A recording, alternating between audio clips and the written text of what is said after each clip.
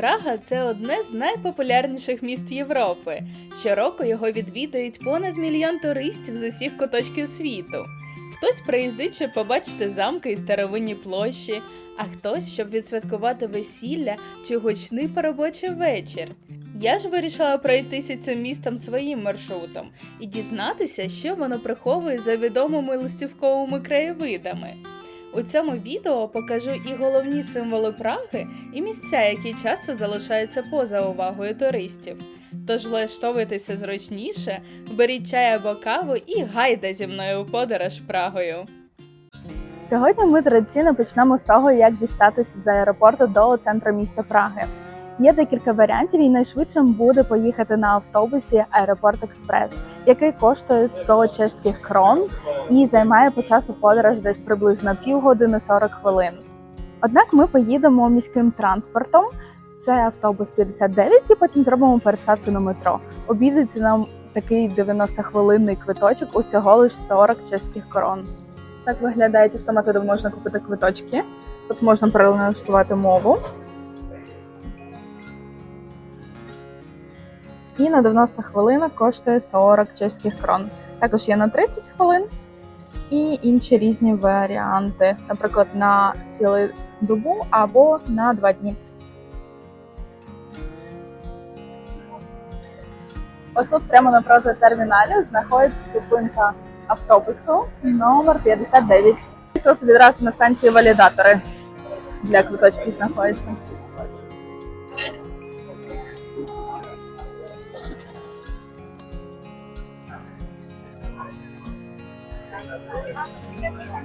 Автобус зупиняється прямо навпроти станції метро, тому стрибаємо і їдемо в місто. По виході з метро Прага нас зустріла дощем. Але не таким, що легенький романтичний, а той, що терміново змушує шукати дах над головою. Ну і ми вирішили перечекати його у музеї з дуже неочікуваною колекцією. Це музей любовних артефактів з усього світу. Сьогодні у Празі дуже дощова погода, і ми вирішили сховатися у дуже епатажному місці. Це музей секс-машин. Тут можна перевірити свою сексуальність. Я сідаю.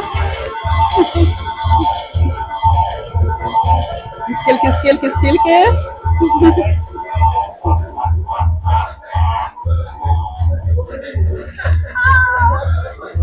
Як холодно. А ну тепер Юрку перевіримо, сідай.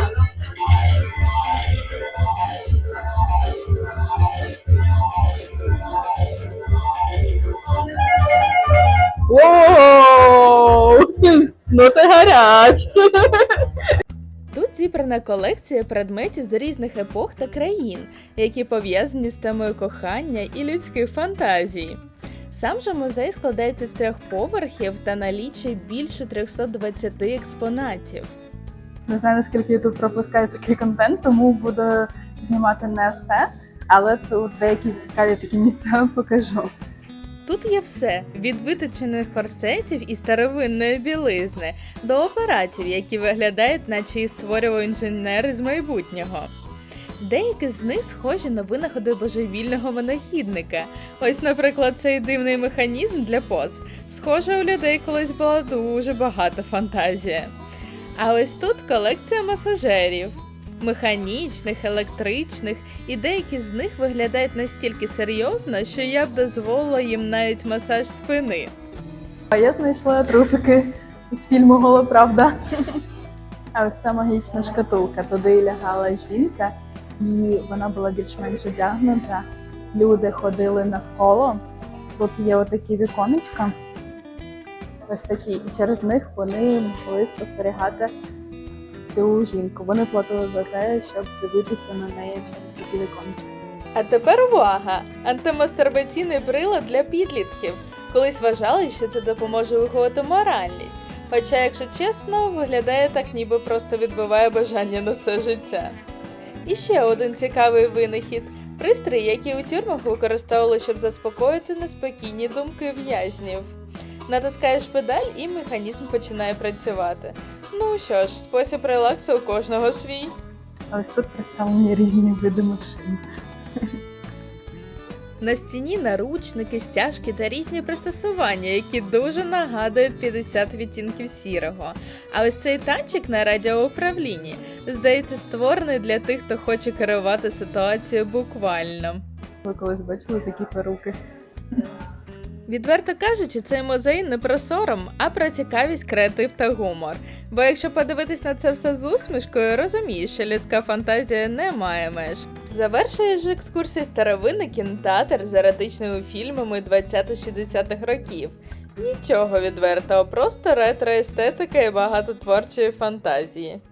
Далі ми вирішили одну з найстаріших пивоварень міста, де пиво варять ще з 15 століття.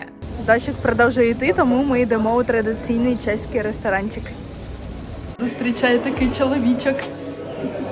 У Чехії пиво – це не просто напій, а частина культури, де можна навіть насолодитись пивною ванною. Я замовила таку от качку з кнедликами. 15 євро коштувала. Качка просто супер. До речі, тут така скоринка, прям дуже смачненька. Ну, а кнедлики, звичайно, не можуть не бути смачними. Нам принесли такий шоколадний тортик. Якщо ви думаєте, що це просто звичайний брауні або якийсь шоколадний мус, ні. Це шоколадно-пивний торт. Зараз спробуємо, який він по смаку. І тут, до речі, морозивка ще лежить.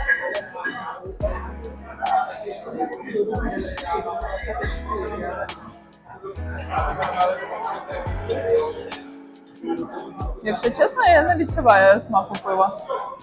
Коротше кажучи, ця страва просто розчарування. Але Юрка має пропозицію. Ну, давай півком поліємо, буде тобі певний присмак. Ось нам принесли рахунок, загальний вийшов 922 чеських крони, це 37 євро. І також вони беруть сервіс, тут написано, що 10% це пропонована вартість, але вони її відразу включають, тому враховуйте це. Дощик трошки притих, тому ми пішли гуляти містом. А ви знали, що вулицями Праги треба ходити з високо піднятою головою? Не дарма так кажу, адже дивіться, що можна зустріти. Це скульптура Зігмунда Фрейда, який завис над безсвідомим. Дуже провокаційна скульптура відомого скульптора Давіда Чорного. І, до речі, по місту Празі можна зустріти дуже багато його таких провокаційних робіт. Все ж таки гуляти з великими рюкзаками не дуже зручно, тому нам пощастило, що вже час заселятися. Щодо нашого житла, ми орендували майже у самому центрі. У нас буде проживати 4 людини, і по вартості нам на 4 дні, 3 ночі обійшлося 485 євро. Забрали ключики отут за адресою Карлова, 13. Ось тут маленька арочка, а навпроти знаходиться вже наше житло. Ключики в нас вже є. Зараз підемо всередину дивитися, як воно виглядає. Апартаменти у нас знаходяться на 4-му поверсі. Що, заходимо? Ну. А тут ще сходи. А ну, пішли подивимось. Тут у нас маленький столик. Є ванна кімната з ванною. О, ціла столова. Нічого собі. Буду де розгулятись. Тут малесенька кімнатка з рослинкою. О, і сходи на другий поверх. А ну-ка, зараз подивимось, що там. На другому поверсі у нас тут одне ліжечко, ось друге і двоспальне ліжко. Ну, все ж таки ми орендували на 4 людей. Ну, непогано, непогано. Подивимось на вид з віконечка. Ох, це червона черепичка. Ну, гарно. Гарно. Заселившись, ми вирішили зазирнути до торгового центру, а точніше до місцевого супермаркету Tesco. Ціни приблизно як у Польщі, а дещо навіть дешевше, ніж в Україні. І завжди цікаво подивитись, що купляють місцеві. Перше, що кидається в очі, це звичайно традиційні чеські вафлі. У таких країнах, де місцева валюта, раджу встановити валютний конвертер, тоді буде легше орієнтуватися по цінам. Тут же вафлі коштують 4 євро, а з місцевою клубною картою 3. Хто не знав, у Чехії є своя Кока-Кола, це кофола. Кока-Кола з травами. Тут є різні варіанти із вишнею, з лимоном і також традиційна кофола. І, звичайно, величезний вибір пива. Я не по пиву, однак можете подивитись місцеві ціни. Більшість з них в межах 1 євро, тому, думаю, це досить недорого. Карту клубу нам не вдалося встановити, для цього потрібен чеський номер, інакше не пропускає, тому дивимося на звичайні ціни. Ціни на стандартні продукти дуже схожі на польські, можливо, трошечки вищі, ніж в Україні. Спеціально для нашого друга, який оцінює ціни відносно моркви у різних країнах. Ось морква коштує 34,90 за кілограм, це 1,4 євро. Як думаєте, це дорого чи ні? В Чехії є своя традиційна випічка, і вона продається так в супермаркеті. Такі булочки. Трошки схожі на ватрушки. А ось тут є міні-версії, наприклад. Чи ви знали, що в Чехії теж є жабка? Так само, як і в Польщі. А ще в Празі дуже часто можна зустріти компанії, які святкують поробочі вечори. Хлопці вдягаються у смішні костюми і шумно ходять вулицями. Нам пощастило зустріти таких, і, чесно кажучи, вони створюють окремий фон для міста. Десь у тебе над головою дзвонять дзвони, а поруч голосують туристи в рожевих спідницях. Це і є Прага. Купилися ми в магазині Tesco. Ось такий у нас рахунок вийшов, 1040 чеських крон. Це приблизно 42 євро. Ну і такий у нас продуктовий набір. Водичка, молоко, кофола, хліб, картопелька, чай, усякі там вкусняхи, трохи м'язка, овочі, курка, крупи і сир. Ми заселилися, скупилися. Ну, тепер можна нарешті видихнути і насолодитися містом. Неподалік від нашого житла є дуже заліпательна штука, і ні, це не та витрина, що ви бачили щойно. Це ще одна провокаційна скульптура Давіда Чорного «Голова Франца Кафки». Вона складається з багатьох плит, які обертаються і створюють образ обличчя його. Ця скульптура обертається протягом 15 хвилин кожну годину. Ну, дивіться, прямо на мене повернувся. Дуже заліпательна штука. Ідея в тому, що думки та свідомість людини завжди рухаються. Це виглядає дуже гіпнотично, і біля цієї голови можна залипнути надовго. Однак же, думаю, сам час вирушати до самого серця Праги, на Староміську площу. Тут завжди людяно, туристи, вуличні музиканти, запах тридельників, ну і також костюмовані вечори. Саме звідси зазвичай починається знайомство з містом. І я вважаю це досить правильно, оскільки тут знаходяться найстаровинніші будинки з неймовірними фасадами, кафе і також з видом на ратушу. Вулична атмосфера тут заворожує, вона чарівна і шумна, і ти можеш відчути тут усю магію Праги. Тут на Староміській площі знаходиться один з найстаріших астрономічних годинників – празькі куранти. Тут же зустрілось багато людей, оскільки кожну годину тут б'ють куранти і виїжджають апостоли. Але для мене особлива магія була в тому, як натовпи поробочих компаній перекрикували дзвони, святкуючи під куранти.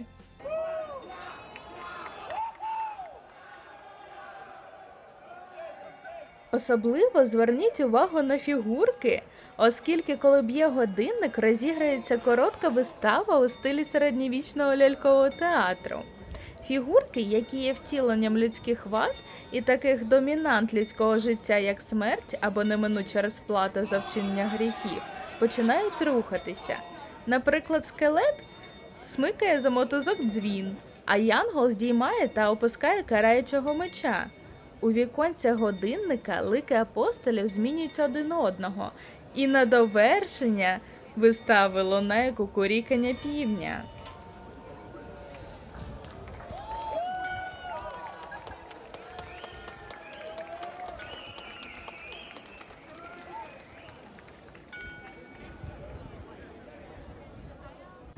Недалеко від площі ми натрапили на театр.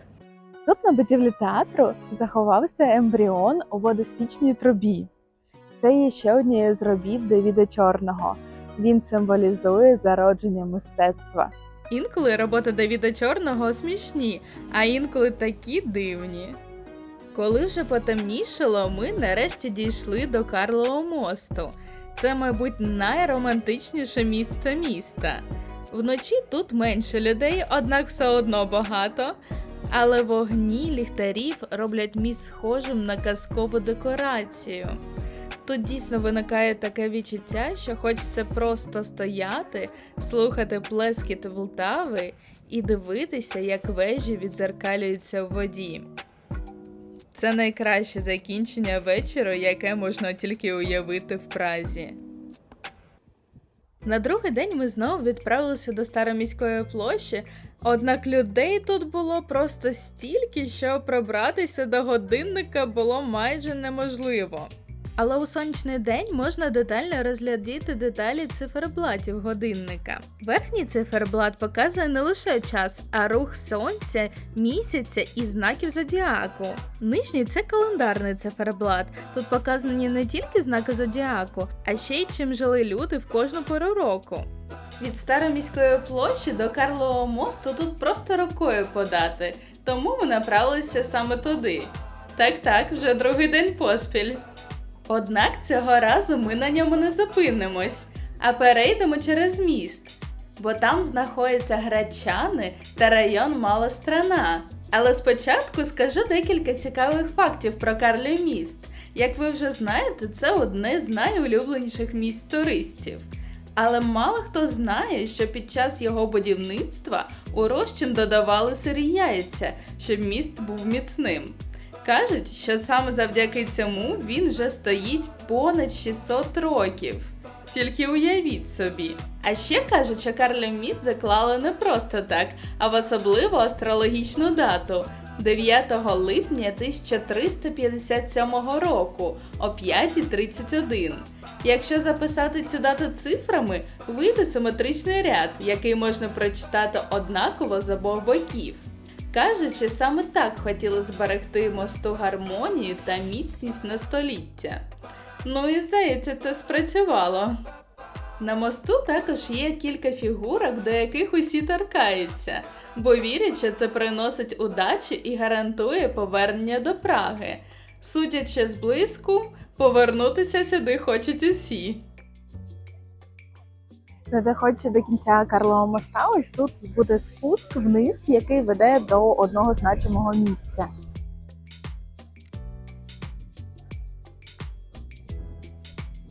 Колись у часи комунізму молодь сюди приходила і малювала графіті, писала тексти пісень. Поліція постійно замальовувала, а стіна знову оживала. Вона є справжнім символом свободи. Це стіна Джона Леннона, яка була створена прихильниками Бітлз і була своєрідним протестом проти комунізму. Зараз теж інколи малюють на цій стіні. І тут також є малюнок, який зроблений в підтримку України. Щодня стіна виглядає по-новому, так наче живий щоденник поколінь. Після Карлового мосту починається район Мала Страна. І тут дуже багато людей. Однак гарна архітектура, тому треба підіймати голову вгору і дивитися на архітектуру. Мала Страна перекладається як менша сторона, але насправді тут відчувається справжній дух Праги. Це місце трохи інше. Тут вулички тихіші, хоча на початку було багато туристів, однак потім вони всі розсіялись в різні сторони. Тут дуже старовинні і гарні будівлі, а ще з Малої Страни відкриваються одні з найкращих краєвидів на Прагу. Особливо, коли підіймаєшся сходами до Празького граду. І тут я помітила ресторанчик, з фасаду якого в решітці визирає силует людини, наче хтось застряг у стіні і досі спостерігає за туристами. От саме такі дрібниці роблять Прагу особливою. Весь район знаходиться на таких схилах, тому трошки складновато підійматись. А ось тут вже починаються сходи, які ведуть до Празького граду. Ну, нас чекає 121 сходинка. Сподіваюсь, можу їх подолати. Сходи ведуть до Гречан, історичного району Праги, де розташований Празький град, собор Святого Віта, злата вуличка, урядові будівлі та гарні оглядові майданчики на місто. На задньому фоні потрошечку видно місто. Ще трошки залишилось. Звідси Прага виглядає як казка у морі червоних дахів. Однак трошки пізніше ми побачимо ще один оглядовий майданчик, де види більш неймовірніші.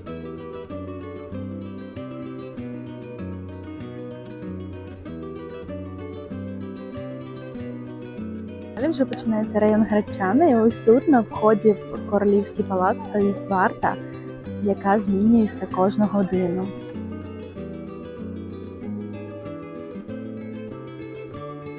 Все відбувається дуже урочисто. Солдати у формі крокують у чітко відпрацьованому ритмі, а туристи дивляться, знімаються і аплодують. Це майже як вистава.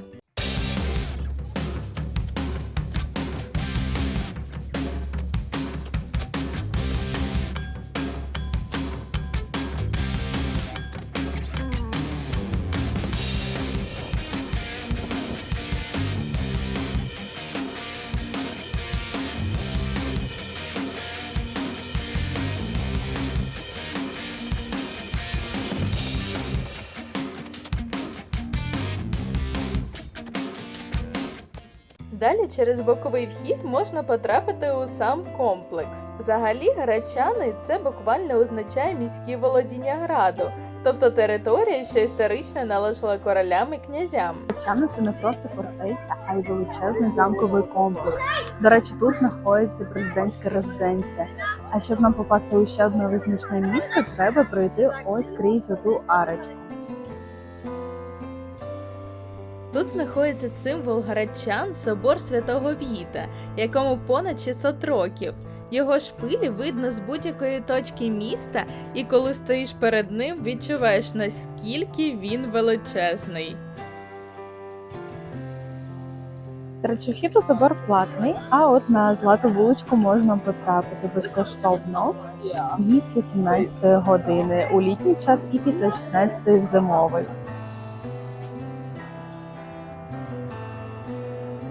Тут біля входу до Златої вулички можна купити квиточки. Купити квитки на саму Злату вуличку не вийде, бо вона входить в вартість загального квитка Празького граду. Однак навіщо купляти, якщо можна безкоштовно туди потрапити? Вже 17 година, турнікети опустили і можна вільно потрапити на Злату вуличку. Тут все одно багато людей, однак вуличка дуже гарна, тут знаходяться різнокольорові будиночки, дуже-дуже гарні. Чим же така особлива ця вуличка? Насправді тут колись жили охоронці замку, а пізніше ремісники, золотарі та алхіміки. Саме через це й пішла назва Злата, тобто золота. Кажуть, що алхіміки намагалися знайти тут формулу вічного життя або спосіб перетворювати метал на золото. Звучить це красиво, однак насправді більшість мешканців просто лагодили обладунки чи продавали дрібні прикраси туристам минулих століть. Пізніше на цій вулиці жили художники, письменники та звичайні пражці. Навіть сам Франц Кафка певний час працював тут у будинку номер 22. Будинки після 17 години тут вже позакривалися, але всередині там знаходились сувенірні лавки, тому немає сенсу переплачувати за різні сувеніри. Тут зазвичай дуже дорого коштує. Спустившись трошечки нижче, тут буде оглядовий майданчик і дуже гарний вид на місто. Навіть краще, ніж там, де були сходи. Місто тут просто розстеляється перед очима. Башти, черепичні дахи, мости через Волтаву. Це той момент, коли ти просто мовчиш і дивишся. А ще тут можна зробити неймовірні фото.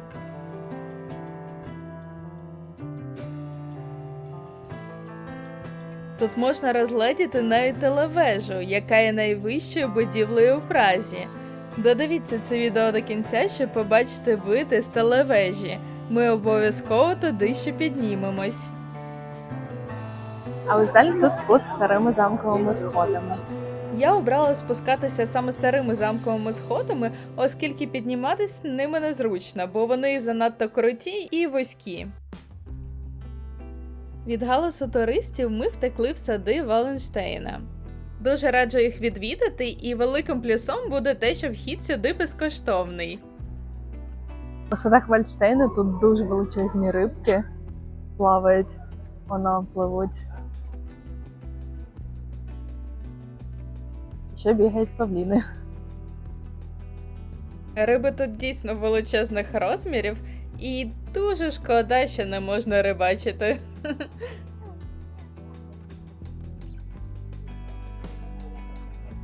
Сади тут з'явилися ще у 17 столітті при палаці могутнього полководця Альбрехта Валенштайна. Він мріяв перевершити навіть самого короля. Ну і, здається, йому трошки вдалося. Оце позаду це не квіти, а це частина стіни. Дуже гарно виглядає, здалеку схоже дійсно на якісь квітки. Насправді це штучна городстіна, яка нагадує природні скелі. У той час такі декоративні печери були модним елементом у європейських садах.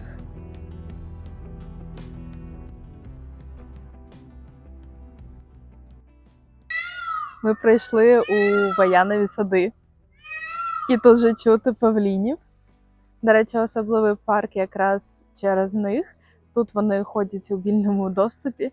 Можна на них подивитися. Оно, сидить красавчик.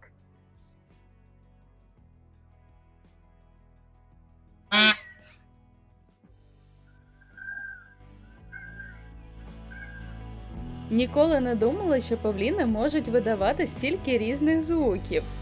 А ще вони взагалі не бояться людей.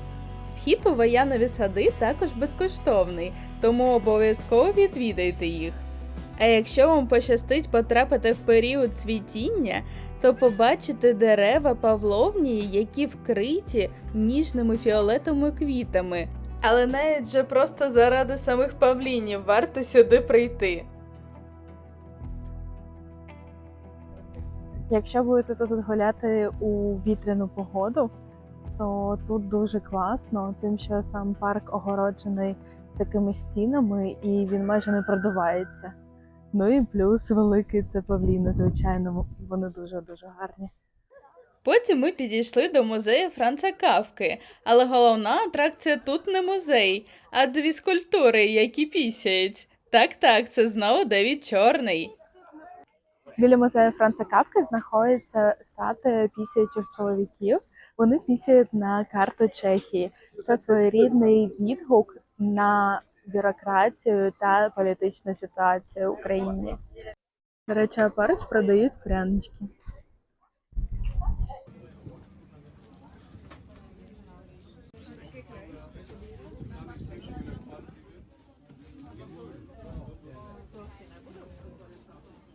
А далі ми зайшли у найвищу вулицю Праги. Вона настільки вузька, що тут встановили навіть світлофор. Це найвища вуличка у Празі. Тут не можна пройти вдвох, ідеш отак один. Позаду куча людей йде за тобою і розвернутися не можна. До речі, вона називається Чертовка. Тут знаходиться одноіменний ресторанчик. Ось тут на виході, щоб повернутися, треба натиснути кнопочку, тоді воно загориться зеленим. Це, мабуть, єдине місце у світі, де ти стоїш у черзі, щоб просто пройти вулицею. Чи хтось з вас колись відвідував кімнату жахів у лунопарку? Тоді зараз запрошую до бару жахів.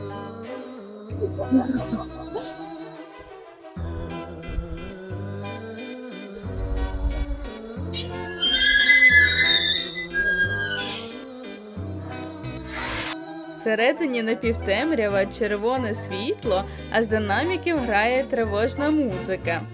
Стіни прикрашені фігурами з фільмів жахів. Коли заходиш, здається, що потрапив у кімнату страха, тільки тут тебе не лякають, а наливають коктейлі. Це точно не те місце, де ти спокійно поп'єш каву з круасаном. Тут емоції – головна страва. Однак, якщо серйозно, то це мюзик-бар, де можна насолодитися смачними коктейлями, звичайно ж недешевими, ну і також сучасною музикою. Меню тут теж тематичне. Усі назви звучать небезпечно, однак смачно. Ми замовили 4 коктейлі. Найсмачніші з них були Reanimator і Shark Attack. Усі коктейлі коштують приблизно по 7 євро. Оце вже наші коктейльчики, які ми замовили. А ну, Юрки, Shark Attack. Як тобі? На що схожий? Солодкий сьогодні, нічого алкоголю не чую. На коктейль Reanimator.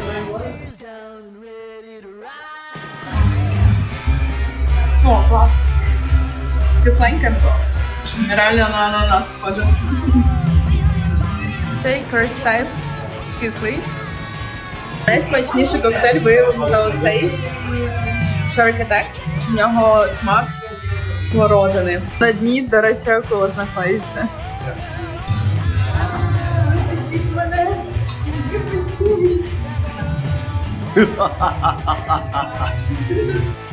Якщо любите щось незвичайне, сюди варто заглянути. А якщо боїтеся темряви, ну, можливо, краще просто подивіться цей фрагмент відео, замість того, щоб іти сюди самому.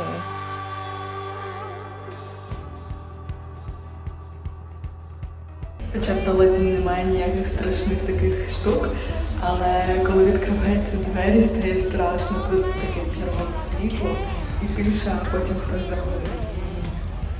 Як то кажуть, коктейлями сит не будеш, тому вечеряти ми пішли у ресторан Швейк. Це місце легендарне, адже тут усе стилізовано під відомого персонажа Ярослава Гашека. Колись тут на столах завжди стояли кренделі. Якщо ти брав один, його додавали в рахунок. Такий собі праський сюрприз. Головним мінусом є те, що можна розрахуватись тільки готівкою і тільки у кронах. Наступний день почався з поїздки на метро. Зараз поїдемо на метро до дуже цікавого місця. Виїжджаємо зі станції Староміська, і нам всього лише 4 зупиночки і побачимо найвищу будівлю у Празі. Ми приїхали на таку от станцію метро. До речі, в них дуже цікаве метро. Це оформлення просто бомба. Жишковська телевежа є найвищою спорудою у Празі. Її висота сягає 216 метрів. А вгорі розташований оглядовий майданчик з обзорністю 360 градусів. На фасаді цієї телевежі розташовані скульптури, отакі маляки, які карабкаються вгору, що виглядає дуже моторошно. Звичайно, вони є творінням кого? Того самого скульптора Давіда Чорного. Сюди краще приїжджати з самого ранку, поки ще не набігло багато людей. Квитки коштують 350 крон або 15 євро. Всередині можна заплатити тільки готівкою, до речі, євро приймають. Отакий мені квиточок дали. Підіймаємось на 4-й поверх. Вгорі знаходиться декілька різних кімнат, наприклад, ось така з підвісними кріслами, де можна спостерігати неймовірний панорамний вид. Також є кімната, де представлені усі телевежі, найвища в Дубаї знаходиться, а ця пражська телевежа всього лиш на третину нижча від Ейфелевої вежі. Усі кімнати розташовані так, щоб вид на місто відкривався з різних сторін. Тобто загальна обзорність виходить всі 360 градусів.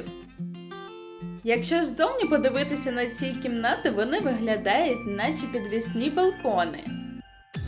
В одній з кімнат була представлена виставка картин. А також тут можна було зустріти такий цікавий арт-об'єкт «Ангельські крила», біля яких можна сфотографуватися так, ніби ти злетів над містом. Дивіться, які тут крильця ангела. Тут була спеціальна підставка, за допомогою якої можна було навіть самому собі зробити фото. скажу вам своє враження, вигляд просто заворожує. Такі всі будівлі видно, просто вау. Спочатку думала, що квиток не вартий таких грошей, але те, що я тут бачу, дійсно просто вражає. Цікаво, що коли в 80-х роках цю вежу побудували, місцеві називали її ракетною. І навіть вважали, що вона псує історичний вигляд міста. А тепер це одна з головних оглядових точок. Якщо подивитися на Прагу з висоти, то можна помітити, що більшість житлових кварталів мають дивну форму, наче великі кам'яні колодязі. Це не просто так. У 19 та на початку 20 століття будинки в Празі зводили за принципом внутрішнього двору. Зовні вони утворювали суцільний квадрат або прямокутник, а всередині залишався порожній простір – двір-колодязь. Таким чином будинки зберігали приватність. У Празі неможливо пройти вулицею старого міста, щоб не відчути аромати рульки, а також тридельника – одного з найпопулярніших десертів, який туристи купують на кожному кроці. Ваніль, карамель, тепле тісто – аж слюнки потекли. Тісто накручують на металевий валик, запікають над вогнем до золотистої скоринки, а потім щедро посипають цукром і корицею. Дуже раджу цей десерт. Тут же в кількох кроках від центру можна прокатитися на старовинному ліфті. Це будівля нової міської управи, всередині знаходиться дуже старовинний ліфт. І, до речі, дешева столова. Зараз, на жаль, проводяться ремонтні роботи, і ми не можемо потрапити всередину. Однак поставлю вам картинку, як виглядає такий ліфт. Якщо прийдете сюди, коли не буде ремонтних робіт, то варто його відвідати.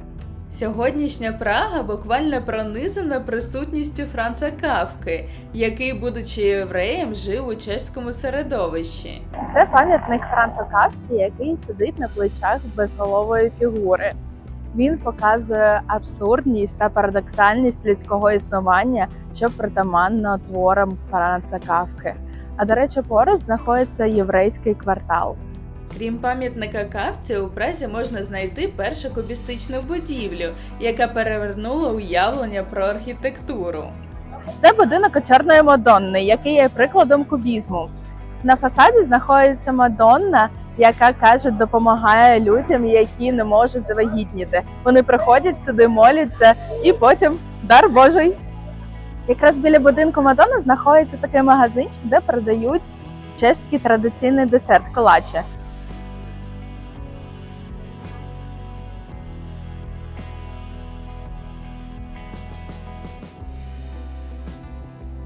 До речі, тридельник – це не традиційний празький десерт, а от такі колачі з різними начинками, особливо з творогом і якимись фруктами, є традиційним чеським десертом.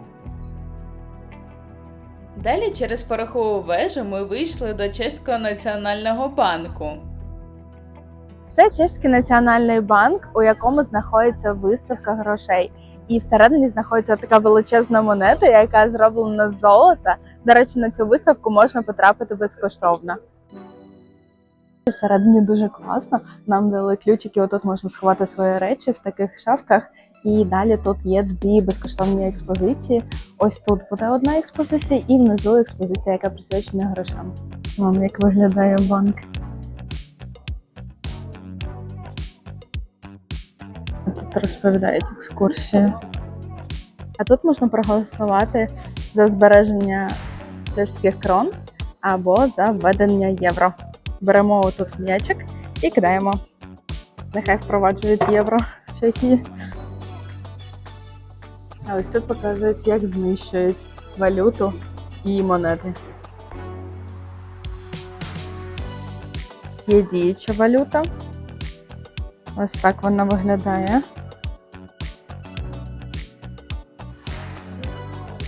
Найбільше це 5000 крон. На мене сипляться гроші. Увесь музей дуже інтерактивний. Ось тут можна спробувати скласти валюту. Хто знає, як вона виглядає. Пазли такі. Представлені апарати, на яких перевіряється гроші на фальшивість. А ось тут можна подивитися на банкноту у збільшеному вигляді. Чи є тут якісь водні знаки? Так в банках, напевно, перевіряють їх. Яка цікава кімнатка. Тут представлені різні місця, де можна сховати гроші. Ось, наприклад, під годинником. За ним сховані. Ця картина, напевно, не відкривається. А ось ця. Сховала грошики тут за картиною.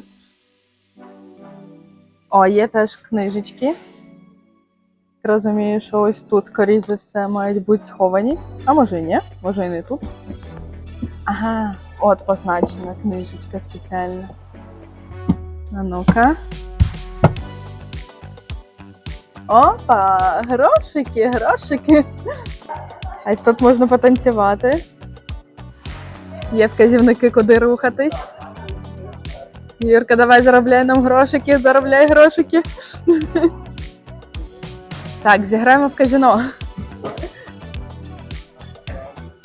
Так, лотерея. Натискай. І ми програли. Дивіться, які тут банківські карти величезних розмірів. Тут можна зважити грошики.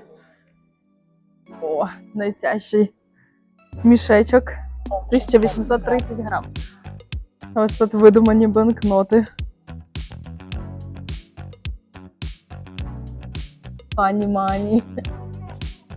Ось, а внизу тут знаходиться монетка велика золота. Йдемо в банкосховище. Зараз будемо заходити у справжній сейф.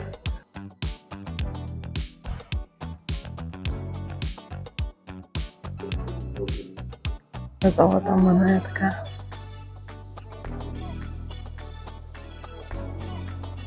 Дивіться, вона товстенька і різьба. Ось які прилади знадобили, щоб її зробити. Є також різні монетки тут. Ну, а там ззаду автомат, який видавав монетки. А ось тут ячейки, в яких зберігаються гроші. Дивіться, оця відкрита. Там сейф. Дуже круто, що так вільно можна потрапити в банк. Плитки золота. Тут можна зробити різьблення на монетці. Якщо хтось з вас хотів колись потримати золото в руках, то є така можливість. Тут можна випробувати вагу дерева, сталі. Ой, вже непідйомно майже. Також олово. Теж складно підняти. А золото, я взагалі навіть його не можу підняти, воно таке тяжке, наче припаяне. На хвилиночку, щоб ви розуміли, вага одного такого злитка золота становить 12,6 кг. Це площа Республіка. І від площі Республіки до площі Вацлавської провадить основна вулиця на Прикопі. Вона, до речі, простягається майже так само по розмірам, як у нас від Хрещатика до Майдану Незалежності. Ця вулиця дійсно нагадує наш Хрещатик трошечки. Ось тут починається вулиця на Прикопі, і ось ця частина розділяє стару частину міста і нову. Відразу за магазинчиком Нью-Йоркер і біля станції метро Мюнстер знаходиться арабський обмінний пункт, де нульова комісія. До речі, у Чехії дуже проблематично обміняти гроші без скритих комісійних платежів. А ось тут можна дешево обміняти валюту. Вацлавська площа є однією з найдовших у Європі. Довжина складає її 750 метрів, а от ширина варіюється. Внизу її ширина складає 40 метрів, а вгорі біля цієї будівлі 60-68. На Вацлавській площі знаходиться ресторанчик, який буде цікавий як для дітей, так і для дорослих. У цьому ресторанчику основна родзинка не в меню, а в тому, як подають замовлення. По залу їздять маленькі потяги, які привозять ваші пиво, коктейлі та різні страви прямо до вашого столу. Ось приїхало наше замовлення. Сидиш собі і раптом до тебе під'їжджає локомотив з келихом пива. Враження, як у дитинстві, коли запускаєш іграшкову залізницю. Ресторанчик називається Витопна. Тут замовлення приймають звичайні офіціанти, а розвозять потяги. Прямо до твого столика вони знають, куди їде замовлення. Вони зупиняються на пару секунд і можна забрати своє замовлення. Ось приїхав наш. Ось забираємо наші замовлення. Швиденько, поки потяг не поїхав. І все. Головне встигнути забрати своє замовлення. Я замовила такий шокомус. У нього крем карамельно-пивний. Пивом не пахне, до речі.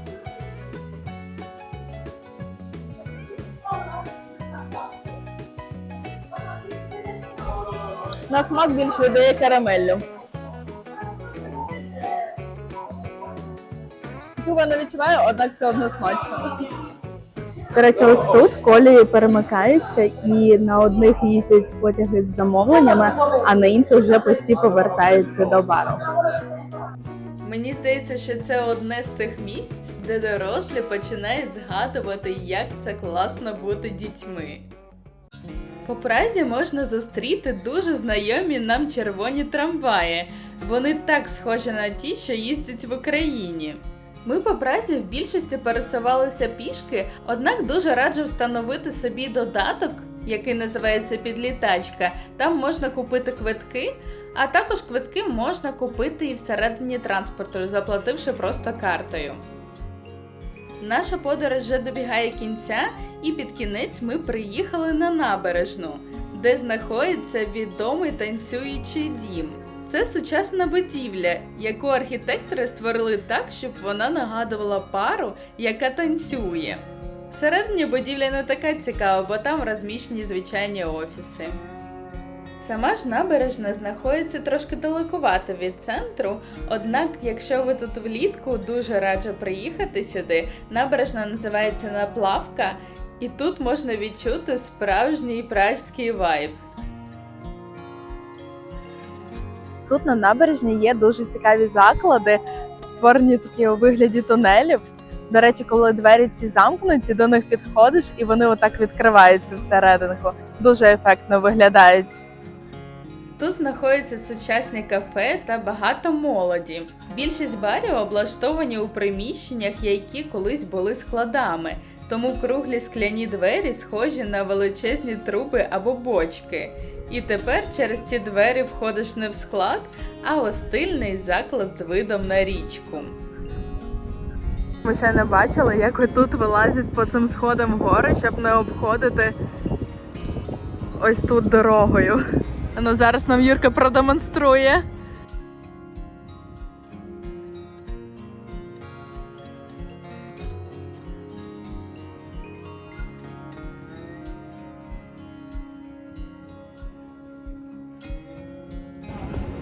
Ось такий от лайфхак. Втомлені, але задоволені, ми завершуємо нашу подорож. Що можу сказати, Прага дійсно дуже гарне місто і варто його відвідати. Однак в сезон, коли менше туристів.